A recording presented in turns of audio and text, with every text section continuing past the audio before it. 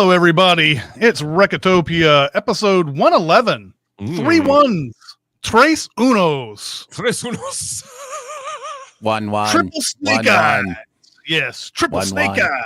Something like that. Yes, 1-1. 1-1. 1-1. Today's big recommend is The Thomas Crown Affair from 1999. Sorry, Steve McQueen fans. I'm Chris Atkinson. I'm joined by Aaron Dicer. Oh, hey there. Didn't see you. And joined by Jeremy Scott. Tres unos. That's right. Tres unos. I can't wait to market that beer. That'll be amazing. All right. And also would like to acknowledge the chat coming out here to watch us talk about movies on a Tuesday. Thank you so much for coming out. Does anybody have any small recommends? I got one.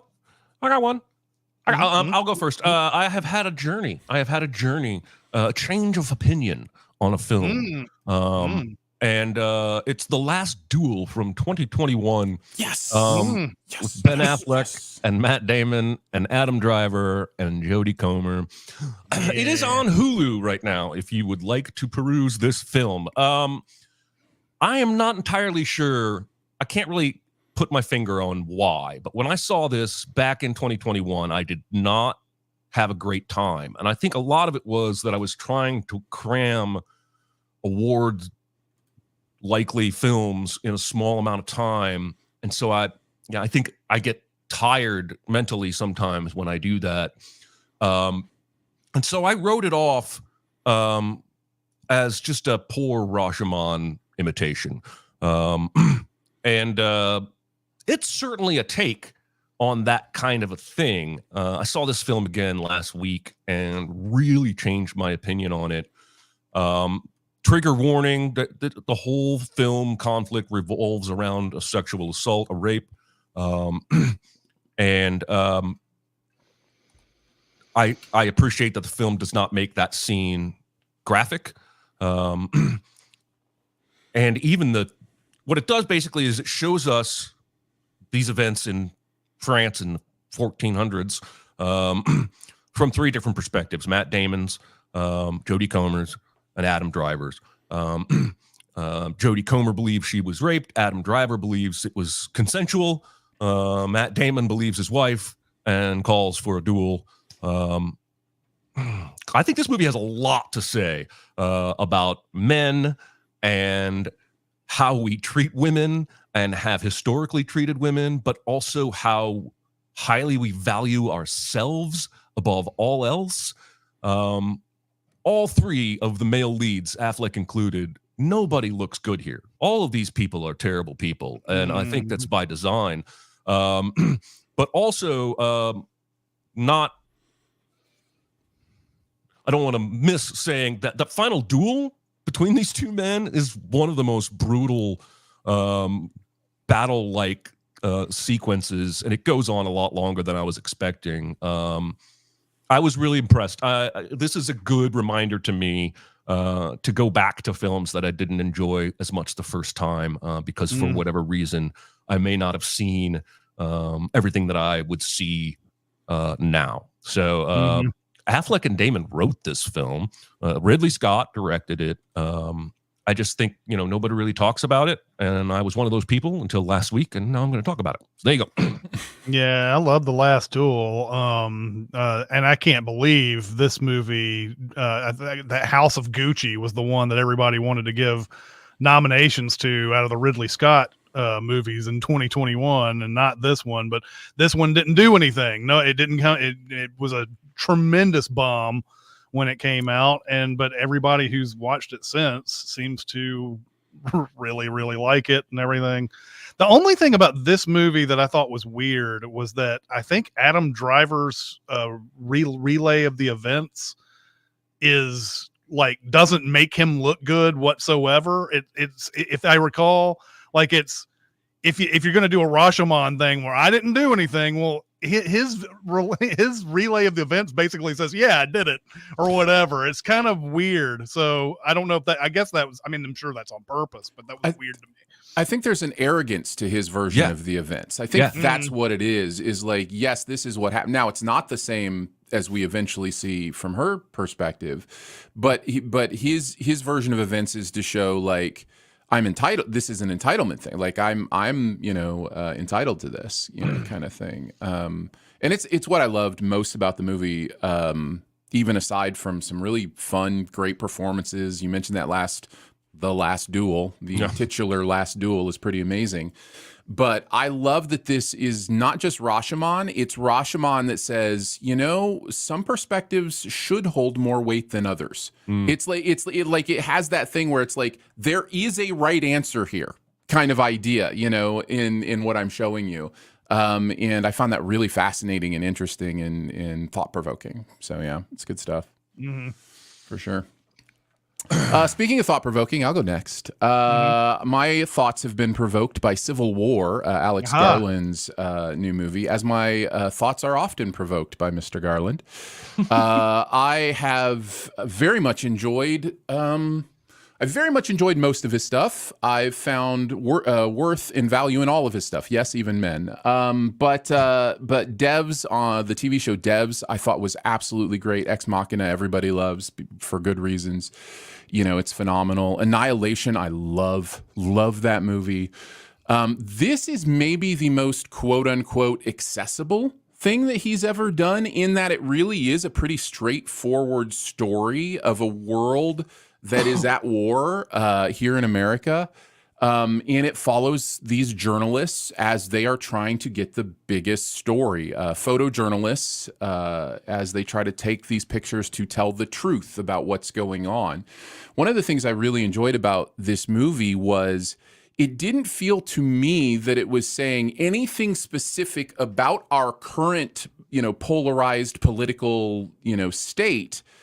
Aside from that, this is the kind of thing that happens in those polarized states, but it wasn't saying like, oh, here is the side that I side with. It was more saying, here is how you keep the truth available to history. And I found it really, really fascinating.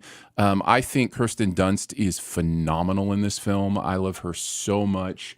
Lots of great performances. I'm going to be thinking about this one for a while. I can't wait to watch it again and watch with a little more detailed eye, as opposed to just experiencing the journey that first time through. So yeah.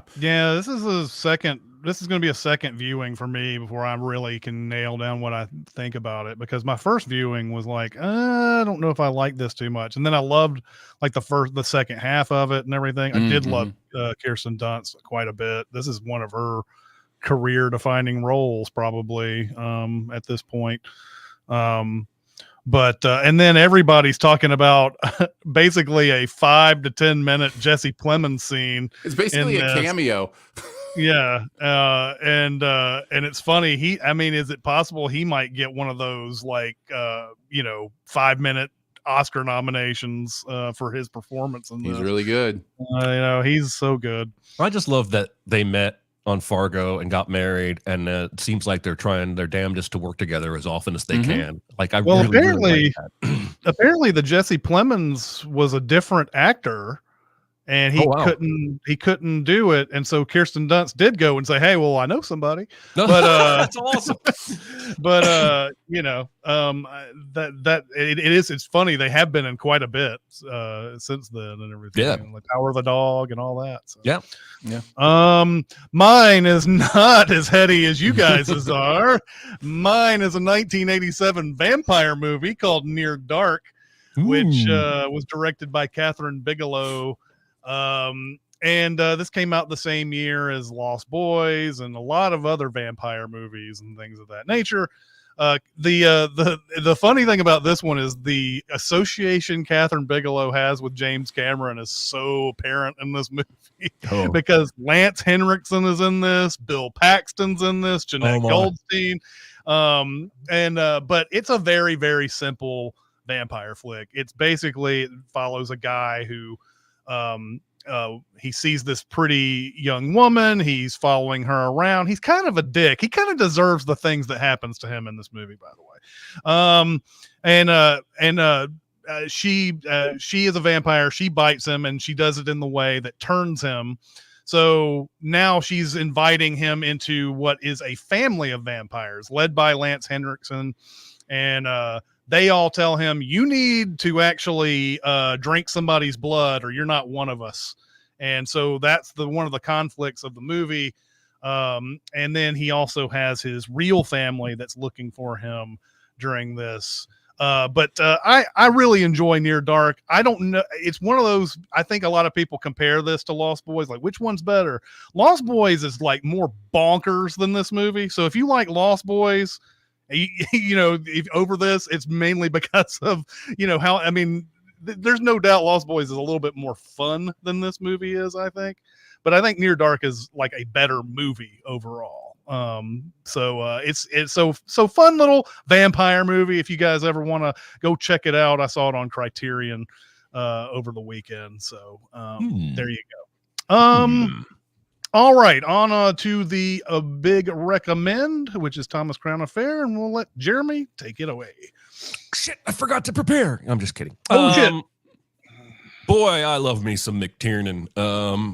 His films are not always perfect, but there's some quality to them that always entertains me. And this one is no different. We open on a therapy session where Thomas Crown is talking about women and trust and most of the themes of the movie we're about to watch.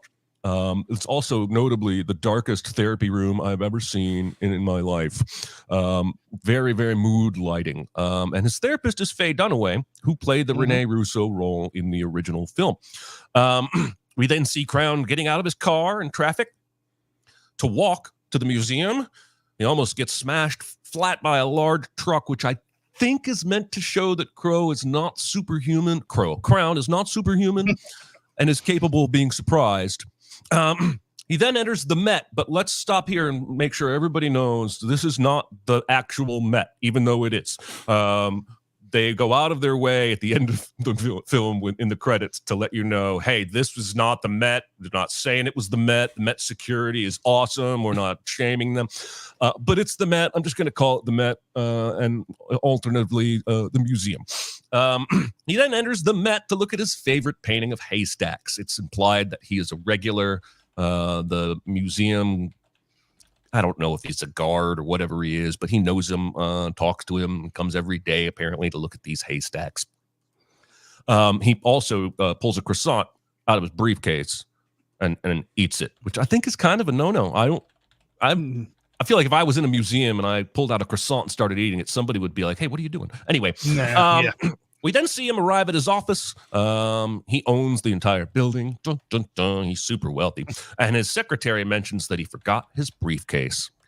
He says he left it here last night, which we know is a lie because we saw him take that croissant out of it in the museum.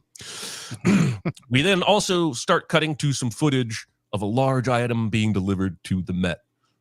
It's a horse, but they were expecting a sarcophagus. What do we do with that?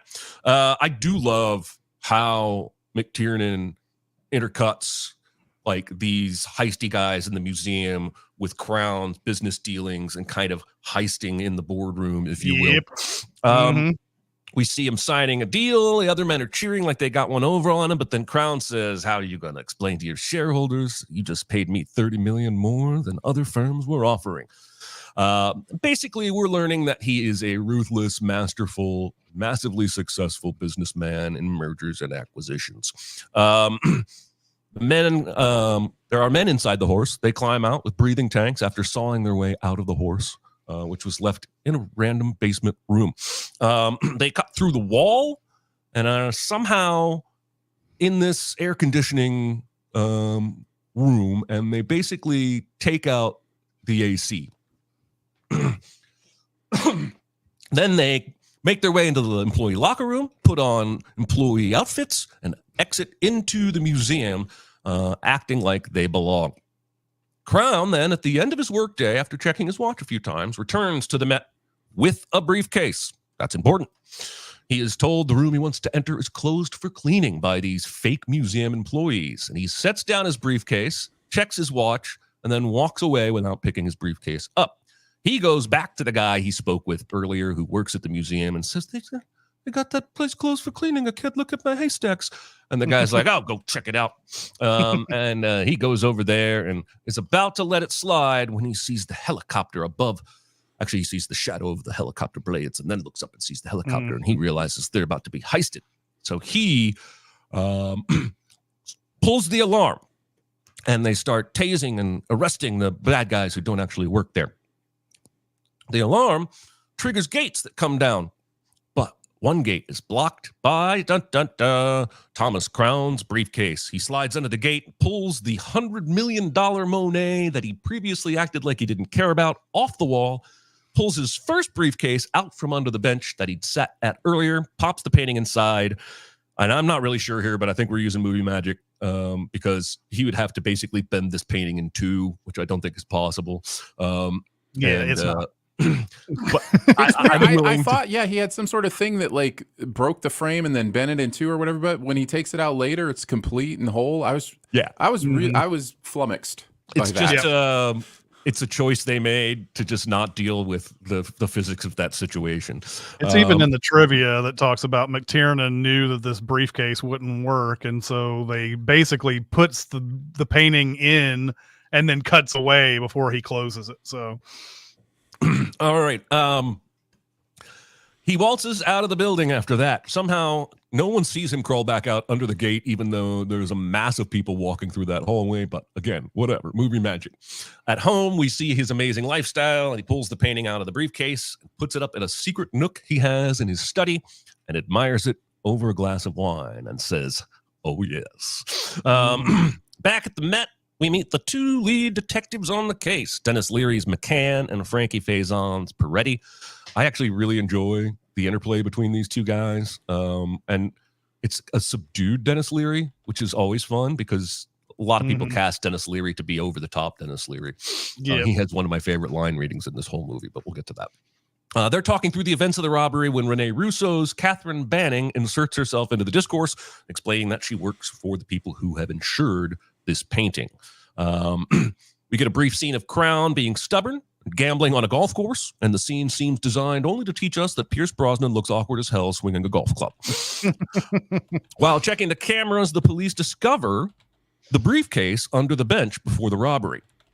At a lineup that has the actual culprits who have been apprehended, Crown himself serves as a witness and IDs one of the men.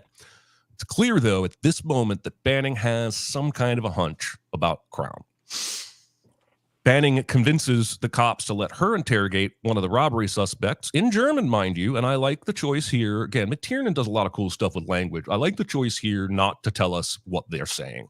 We don't get any subtitles here. All we need to know is conveyed through the body language and the actions. And she gets out of him that it was a prearranged job. They don't know who had hired them. While guzzling from an obviously empty Pepsi One can, Banning explains that the mastermind of the robbery will not sell the painting because he loves it too much. She searches the computer for people recently bidding on Monet works and finds Thomas Crown's name, and now her hunch has a little more teeth. She starts watching him. First, at a catamaran race that should put off any sane person from catamaran racing forever. Crown also donates one of his own collected paintings, a Pissarro, to the Met to put in the Monet spot until the Monet is returned because he's a philanthropist. He loves art. At the reception for that, Banning introduces herself to Crown and basically flat out states she thinks he took the Monet. His response is to ask her out to dinner, and she accepts. McCann, this is Dennis Leary, somehow gets some kind of a warrant to search Crown's home, but then they're apparently turned away because Crown's lawyer is there. Yeah, I didn't get that. The movie doesn't truly explain what's going on there because he does say this is a warrant, but then they leave all frustrated right away, and they haven't been able to search the home. Money can buy genius lawyers who can work their way around a warrant. That's what we're supposed to believe, I think. By the way, does Ben Gazzara say one word in this movie? That's the lawyer, right? I don't think he says one word in that scene. Yeah. So no. I don't think he does in the whole movie, but anyway. They leave frustrated, but on their date, Banning steals his keys, and a copy of his key is made. Now, I saw in the trivia that this key is a special kind of key. I didn't know this before yesterday. And apparently it's not possible to copy that key the way the movie suggests. It has a special kind of deep groove that is uncopyable. But again, movie magic, they copy the key. At dinner, Banning and Crown take turns proving how much they know about each other. The next day, when the house is empty, Banning and her team break in to search for clues. Banning is very smart. She guesses that there's a secret compartment and then guesses that there is a button on the desk to open it. And she finds the missing Monet. Dun, dun, dun. She brings it into the police station with lots of fanfare, only to have the expert determine it's a ghost. It is a fake painted on top of dogs playing poker. This pisses her off immensely, and she immediately goes to a ball that Crown is at. Crown is dancing with a blonde girl, but she cuts in and confronts him about the fake Monet. Through the power of sexy dancing, Banning and Crown become less angry at each other and much more horny. He asks her if she wants to dance or if she wants to dance, and she kisses him. We then cut to an extended scene full of uncomfortable-looking sex on various hard surfaces in Crown's house. The worst. I was just like, how is this happening? In the morning, Paul, his butler, brings breakfast, which includes the gross, mysterious green beverage that Banning likes to drink. This is just further proof that Crown can find out anything he wants to know about anyone and is prepared for all contingencies. Their next date is a glider ride in the sky, which should put off any sane person from glider riding forever. The glider lands 4 states from the car, she says, so he calls a private jet. And I love how the movie just makes that poof magic. Like, in reality, he called a private jet and they sat around twiddling their thumbs for like 4 hours. But anyway, the jet shows up, and then instead of taking them back to NYC, it takes them to Martinique. While they're deplaning, one of the items taken off the plane is a crate about the size of the stolen Monet, and she notices it. Later at his mountaintop villa of awesomeness, he asks her if she wants to see what's in the crate. She says no. Then later on, near the end of dinner, he asks her again, and she says no. And eventually she gets up and puts the painting on the fire. And Crown doesn't react at all. She finally breaks and asks, "What is it?" And he says it was a nice little Renoir. The next morning, she wakes up and hears Crown talking to strangers on the balcony and decides to go for a topless sunbathe. Later, she tells him that she thought they were bankers and that he's getting ready to run. He suggests bribing her. And then they have sex all night long, but at least this time they use the bed. Yes. When Banning returns to the police back in New York City, they show her photos of Crown with the blonde from the ball, and Banning is visibly shaken and jealous. She gives McCann photos of the borders of the stolen Monet, which she says a forger would not have access to what was on the borders unless they were in the presence of the original painting. The implication is check these against that fake Monet on top of dogs playing poker, and if they match, then the real one was in the same room as the fake one. At dinner, Crown gives her a seriously expensive necklace, but she's distracted. He can tell, and in the car, he just brings up Anna, who was the girl in the photos. But because this is a movie, they don't hash out the truth like adults, and she gets out of the car and tries to storm off. He follows after her and says he needed to see if she would get jealous so he could find out if her feelings were real, and claims this is the only way he could have done that, which is an outright lie, but it's a movie, and he's a movie character. So there you go. Then he says, what if we ran to get together away as fugitives? The borders on the fake Monet match perfectly. So the cops go and question the 2 most likely forgers because, as Banning explains, it's not a very large community. Both of the most likely suspected forgers blame it on the other one. One of them is in prison and says, how do you think I would do this? The paints just get delivered here by UPS and the guards just stand there while I'm in the presence of the original Monet. But he does look at the painting and seem to kind of recognize something. And Banning notices it, but he doesn't say anything more. So Banning goes to Crow, keep calling him Crow, Crown's house, but finds Anna there again and assumes it's a mistress. Because again, we don't talk about things like adults in movies. We make assumptions, huge ones. Crown says, well, listen, I'm going to trust you tomorrow I'm going to put that Monet back on the wall in the museum right where I took it from. And then you can meet me at the Wall Street helipad at 4:00 and we'll leave the country together. Or you can have the cops waiting for me at the museum. It's up to you. She chooses option B, which honestly is probably the right move if you think he's sleeping with this blonde. You don't have any proof of that. You're going to find out later he's not. But if that's your frame of mind, you know, he's done something horribly illegal. You have a responsibility to your employers. This is probably the right move. But of course, Crown knew that she would do that because, again, he is one step ahead of everybody. And he's cooked up a scheme involving a ton of doubles of himself and basically a shell game involving humans and bowler hats and briefcases. Before it kicks off, Banning learns that Anna is the forger's daughter and the forger of the fake Monet. And she realizes that she shouldn't have turned him in, but it's too late.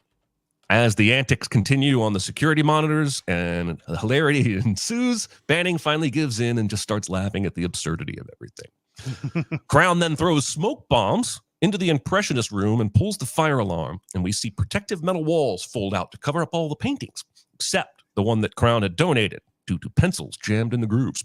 And the sprinklers turn on to put out the fire and wash away the painting that Crown had donated to reveal that the original stolen Monet is underneath it, right in the spot it had been stolen from.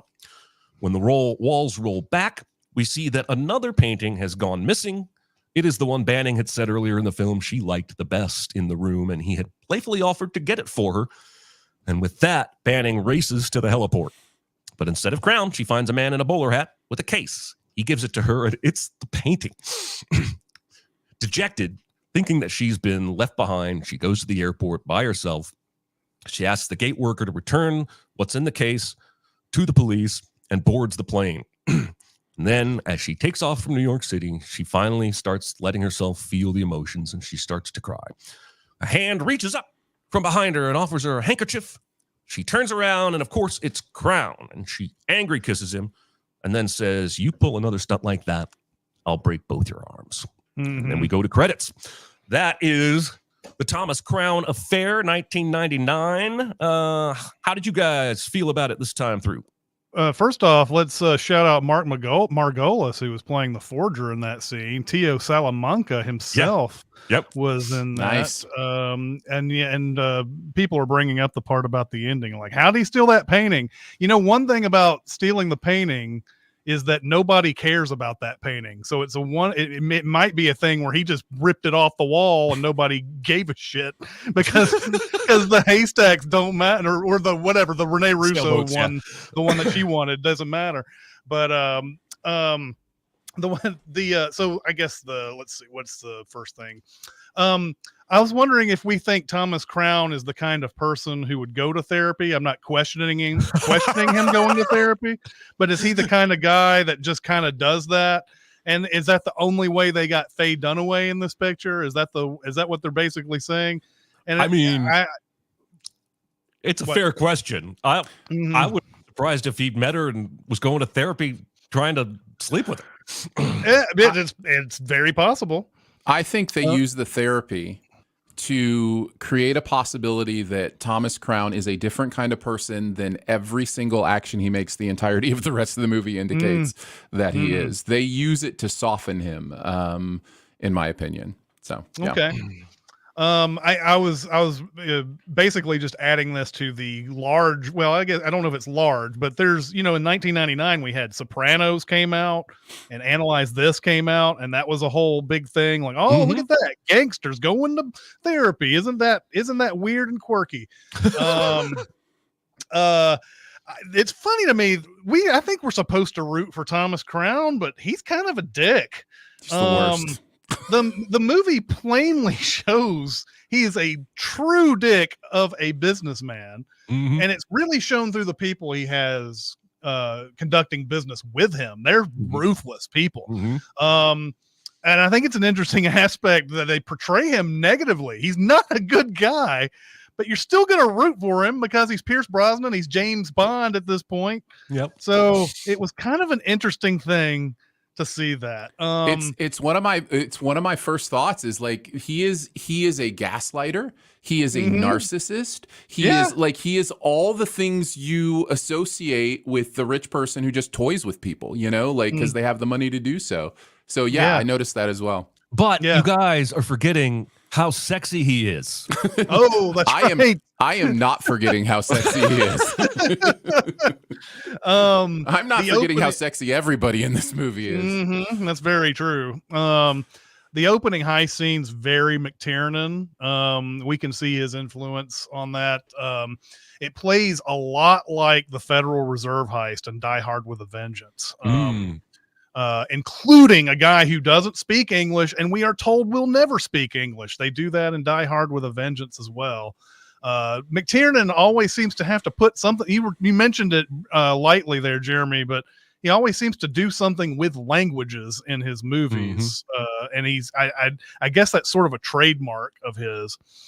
I talked about the painting not fitting the briefcase. By the way, it seemed like I was just sinning this movie when I was noting it at first. And someone in the chat brought this up too, about him getting almost run over by the garbage truck at the beginning. There's a car sitting right there in front. What is this guy speeding towards anyway? And then after the exchange and he holds up his briefcase and everything, dude goes zooming off. There's no way where to zoom off. Let's see. I didn't understand when they were looking at the video and they saw that the briefcase was the third leg on the bench, why they didn't go back further to show who put the briefcase under the bench. Yeah. And I rewound this a couple of times to see if there was a reason for it. And no, the only reasons why they don't want to watch certain things in the future is because it's too hot and the sensors don't pick up the people versus the walls or whatever. But anything before that, like, why wouldn't they want to know who put that underneath? That could have just solved the case right there to me. I guess there would be no movie if that happened. So, the relationship between Crown and his so-called daughter is a little bit more romantic than it should be. I agree. I know that they're trying to make it seem like, that's a young lover that he's taken or whatever, but there's a point where she's sitting on his bed in like not lingerie, but it just seems like she's been in his bed for a while and all that. You saying something, Aaron? No. I was just curious. Did you say it's not his daughter? It's the forger. It's the forger's daughter. No, he's the guardian. He's the guardian. He became her guardian. Oh, I see. He's her guardian. Okay, so all right. It's basically they have daughter. A father-daughter relationship, is what. Yes. Okay, that's all I need clarified. Yeah. I know that it's supposed to be to make Rene Russo all jealous and everything, but I'm shocked that it's this close. They're dancing close together. She's sitting in his bed and all this stuff. I know that these are all circumstantial things, but that's stuff that you'd feel like a daughter figure wouldn't be doing at all. I'm also surprised these detectives didn't find this earlier. Like, that was something they easily found, was that he was the guardian of this girl or whatever. Again, maybe there's not a movie. I think he even says right under our noses or something like that. He says something like that. Yeah. And we talked about that sex that Russo and Brosnan have, the fucking stairs, man, on books. The love fest between her and Brosnan bring this movie down for me. Now, I like this movie, and I like it better than the 1968 version. I like it a lot better than the 1968 version. But that romantic thing going back and forth, it just weighs it down. We have all this fun stuff with the art and the stealing and the, and the heist and everything. And it's like now you got this big, long romantic subplot that really kind of weighs it down, I think. I love the fact that they play Sinnerman by Nina Simone during that final heist, just because we are a sins family here and we point out sins. It's also drives the action. That piece of Yeah. TV. Perfect. Yeah. Yeah, it's so good. And then final note about the movie before I get into a couple of trivia moments, but I love how at the end of it, Rene Russo is like, "Did you set this up?" and jumps over the seat, tackles Pierce Brosnan, and they're like making out, and the flight attendant's like, the first thing she can come up with is the seatbelt thing is on. That's like the last thing that I would be worried about is the seatbelt. And then she's like, okay, they're lovers. Okay, that's fine. They can fuck here. That doesn't matter. Oh, you're going to kiss? Well, then forget the seatbelt. Exactly. Don't worry about it. But I saw a couple of things in the trivia that I thought was fun. This is in the IMDb trivia. In the scene where Thomas Crown is dancing at the party, his tie is untied on his tux and the top button's unbuttoned. This is because at the time, Pierce Brosnan was under contract to play James Bond, and a rumored stipulation of that contract was that he could not wear a tuxedo in any non-James Bond movies. Additionally, note the tie in this film is white, and James Bond, he's usually wearing a black or dark bow tie. Just a rumor, but I think that's kind of fun. And then the idea of unusual heat in a museum rendering thermal cameras useless came from John McTiernan's Predator. In that movie, McTiernan thermal cameras began to fail when the jungle temperature broke 90 degrees Fahrenheit. So I thought that was a kind of awesome, cool There's thing. So many cool things in the trivia for this is one of the coolest trivia read-throughs that I've had for this show. Like the green muscle car that he drives on Martinique, that's actually James McTiernan's car. When they land the glider, there's a tractor and a farmer behind them. That's actually James McTiernan's tractor. Like he owns that tractor. I love the idea that they're making a movie. Hey, we need a tractor. There's probably one within a 5-mile radius. No, hang on. I've got one in my barn 5 states away. I'm going to have it trucked here. We're going to save money. I don't even know if that saves money, but yeah, there's a lot of cool trivia like that. Yeah. It is a testament to the talent of McTiernan that I come out of this movie having a good time. Because there's a lot of nonsense in this movie. And what do you mean? I will explain. There are some foundational things that really get under my skin with movies like this. One of them is the portrayal of the Rene Russo character. I have a real problem with that character. It is portrayed in this way that the Banning is always one step behind. If Banning is supposed to be a cat and mouse person with him, the movie does not do a good job of elevating her to his level. He has her at every step of the way. He toys with her. He gaslights her. When she does the keys, we're supposed to believe she has one up on him. She does not. He knows exactly what's going on. He's replaced the painting with the dogs, in poker behind it. He was so far ahead of her that he had time to commission dogs in poker covered by the Monet. Like, that's how far ahead he is of her. And by the way, I don't think that is the dogs playing poker famous one. There's a series. There's a series of them, and I can't remember what this one is called, but it's not the famous. I think it's also impressive that he put that painting back within 2 days. So his forger daughter, she perfectly copied a Monet in 48 hours.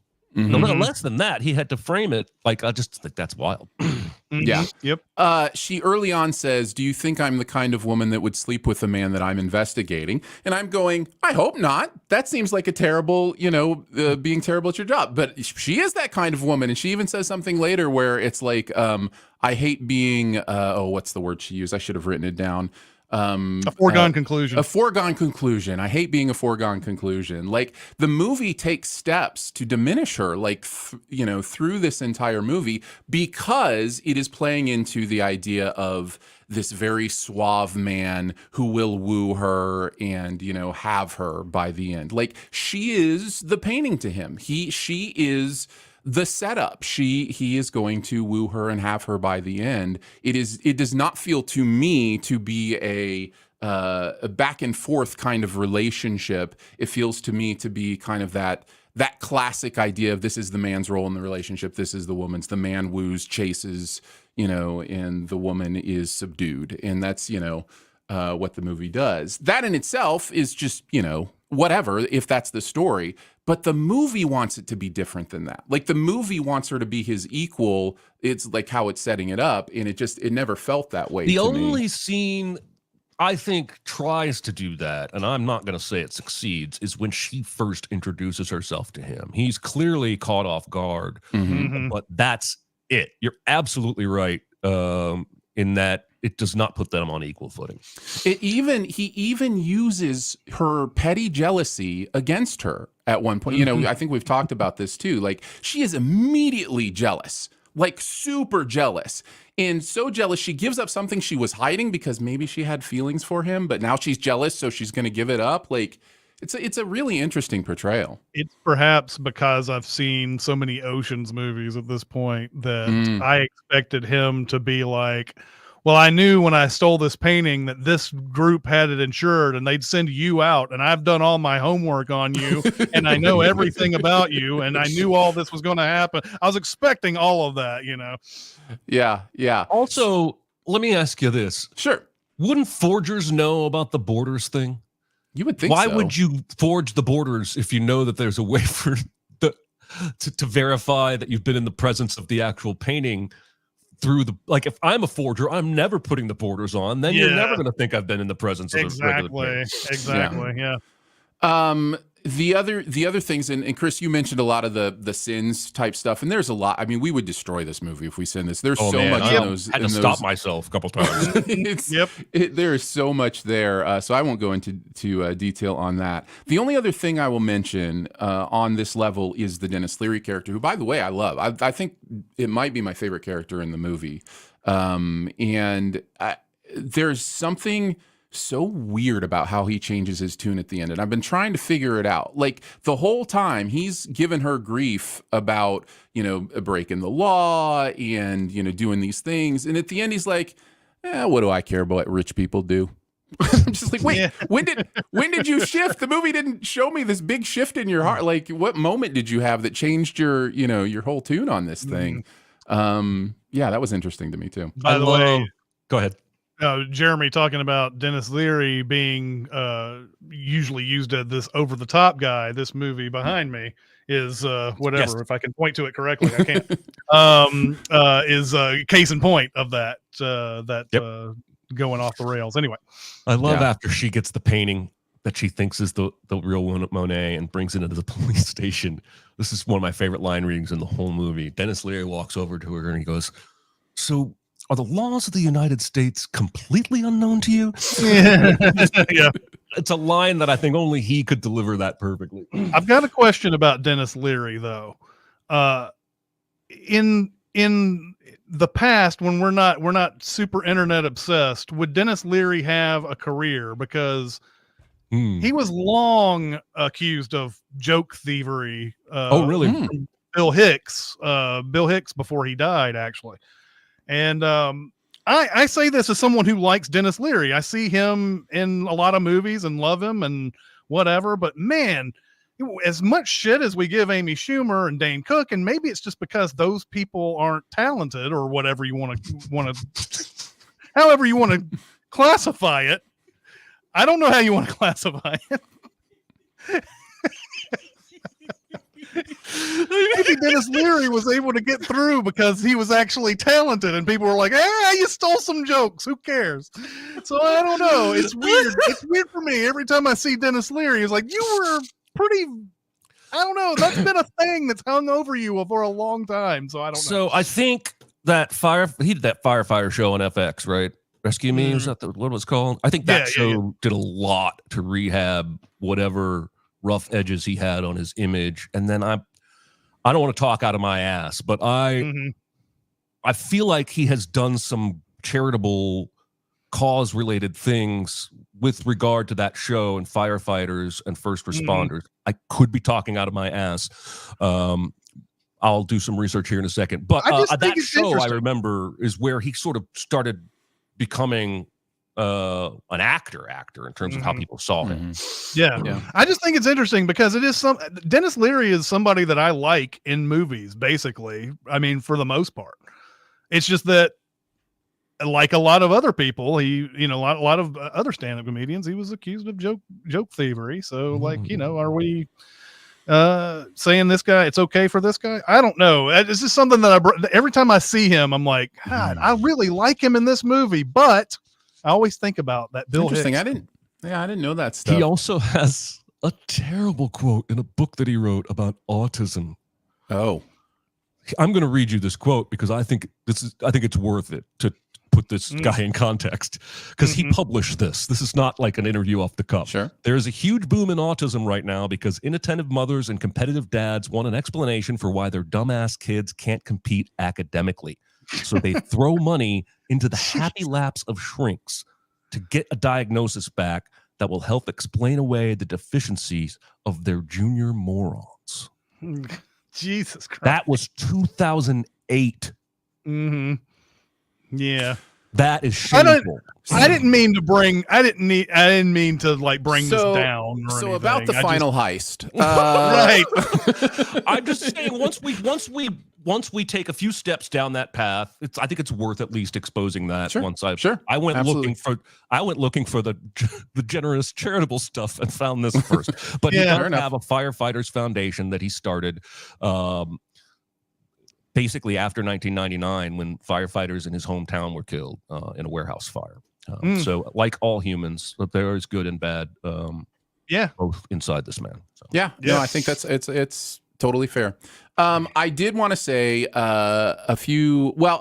one more kind of nitpicky, although I think it's a big one for me. Can someone explain to me in that final heist why, in a situation where they have a system designed to protect these paintings from water, he's like, I'll do watercolors on top of this expensive painting and then drench it in water to wash them off, as if that's not going to damage the painting in any way at all. I could not figure out, like, I mean, it literally is just so we can have that reveal. It's literally just so that they'd be, oh, cool, it was there the whole time. You know, this is the great reveal. It is a great reveal. He's sexy, Aaron. He is totally sexy. And I will tell you, I do want to finish with the things I love about this movie. And again, I mentioned McTiernan. He is so good at understanding what the audience needs to see and wants to see when doing action or tension. He understands what perspective to put you in to engage you and to tell you the story of what's going on. That is very evident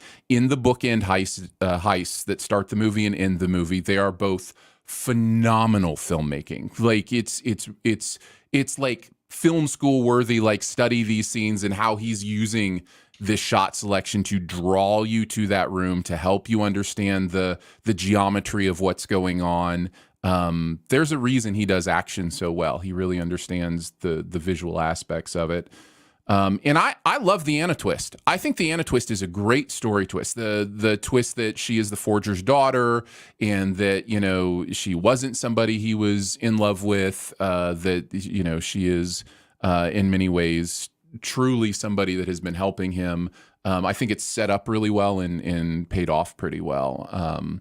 Aside What's from a good thing the they look weirdness. like they're in love the whole movie. So Right, you yes, know, aside it from out really well. Yeah, And yeah, I don't exactly. think she ever speaks. I'm not sure she No. has a line of dialogue the whole No. film, because She I think doesn't. they decided that even her speaking would probably kill her misconception of what's going on. Well, and Yeah. it uses our own stereotypes, prejudice against us with, you know, a woman who looks like a model is, you know, just a beautiful woman that's arm candy. That's all they're there for. And it uses that against us to go, no, she's an absolute excellent And we forger, see those she serves a photos at the purpose. beginning where it's like Nikki Tyler and Cindy Crawford and all these Right. other models who he's got signed pictures of on his mantle. Yeah. So anyway. Yeah. All right. Are we ready for the super secret double feature? I think we do it. better be. All right. I didn't prep one. It's not my responsibility. I'm gonna go very, very obscure on this one. Okay. Jeremy loves his heist movies. So every time I watch a heist movie, I'm like, oh, here's another heist movie. This kind of, and I try to stay away from the other heist movies. But there is a movie from 1973 that I do not believe was released until 1976 by Orson Welles called F for Fake. Where he is talking about art forgers, and the movie is done in such a wild way. Like like the whole thing just seems like the whole thing is like Orson Welles right off the bat tells you he's a liar, he's a forger. He says this guy is a famous forger. The guy who wrote the biography about him is a forger. Everybody's forging everything, and it's a really if you're I don't know, it's one of those movies that some people are not going to be able to get through the first 10 minutes, but if you can, it's a really fascinating, like it's a documentary, but not told in a documentary way at all. It's told in a very like, like a magician, told like a magician is telling a story the whole time. And so yeah, Jeremy, I don't know if this is a movie that seems right up your alley or not. I think after the first 5 or 10 minutes, you're going to be like, what the fuck is going on in this thing? But it is about art forgeries, and it's talking about like, it is talking about how, forgeries brought the rise of experts, and experts like are the ones that we rely on to say something is fake or real or not. And a lot of times they can't tell what's real or fake. So do we really rely on the experts? That type of thing. It's a lot of like stuff like that going on. So there's a great line in American Hustle where Christian Bale, they're in an art museum and he points at a painting and he says, "You see that painting? That's a fake." And the guy he's talking to is like, I think it's Bradley Cooper. He's like, "Get out of here. That's not a fake. Like, it's like a $60 million painting." And he's like, "No, it's fake." Now, let me ask you this. Who's the real talent? The original painter or the forger who paints the thing that you can't tell the difference with? I thought that was Oh yeah, exactly. My super secret double feature, man, the obvious one for me, and it became a little too obvious to even use, but the obvious one for me was Out of Sight. Came out the year before, and it has that cat and mouse, sexy kind of thing. In fact, I think a lot of the things that I don't like about Thomas Crown Affair are in direct opposite to what I love about Out of Sight. So that might be part of my thinking on that. I love the way the J-Lo character is portrayed and the decisions that she makes and those kind of things. But I eventually went with Hitchcock, as I am wont to do, and decided to go with To Catch a Thief. Cary Grant and Grace Kelly. This isn't one of the greater Hitchcocks for a reason. I think it's you take that back. I should say it isn't considered by many to be one of the greater Hitchcocks. I do love it, and I think Cary Grant and Grace Kelly are absolute smoke on screen. They're so good. And in this case, we're dealing with the thing that Hitchcock loves, which is an innocent man who has been accused of something, and in this case, it is art thievery. So it works well with that. And so it involves them trying to figure this out while falling in love. So it worked for me as a good double feature. So yeah, I really enjoy To Catch a Thief. Yeah, it's interesting. I know Out of Sight was your sort of second choice, but it's interesting in the original Thomas Crown Affair, there's a scene that I thought was exactly like Out of Sight's like sex scene where they're going back and forth. They're talking at the restaurant and then they come back and they show them stripping clothes down and all that. Yeah. Whereas, in the original Thomas Crown Affair, they're playing chess and there's a lot of just like very sexy, getting closer and closer. Yeah. Of course, Faye Dunaway like feels a bishop up. That's real subtle. But like everything beyond that is like really sexy. Just the way how they get closer, her looks at him, his looks at her, all that are really really cool. But anyway, let's. This is another thing that there was a movie we saw recently that had Thomas Crown Affair playing in the background. It was something that Jeremy recommended. I think I can't remember what that is now. I'm sure you're right. Yeah, while you're trying to think of that, I will just say one thing about this movie. I somehow missed the scene where Rene Russo was curvaceously working her way through lasers. I thought that was in this movie somewhere, but I totally missed it. So yes. All right. Now for next week's homework, we are continuing the comedies through the decades. We'll go to the 2010s, and this time we will be watching The Death of Stalin. get Armando Iannucci in on the comedy game here. This movie is very funny, and I cannot wait to revisit it. Me too. And I was looking through a lot of the 2010s, and this one just is the one that stood out as needs to be on Recotopia. So that is. The Google tells me this is on Pluto TV, the Roku channel, and Plex, and Hulu, and AMC Plus, lots of places. Yep. All right. Well, we talked enough Thomas Crown Affair that's a whole show. That's a whole show. Once again, thanks, chat, for coming out and watching us talk about movies today. So I guess that's going to be it. We'll see you next time. See you. Bye, everybody. Bye, guys. Bye.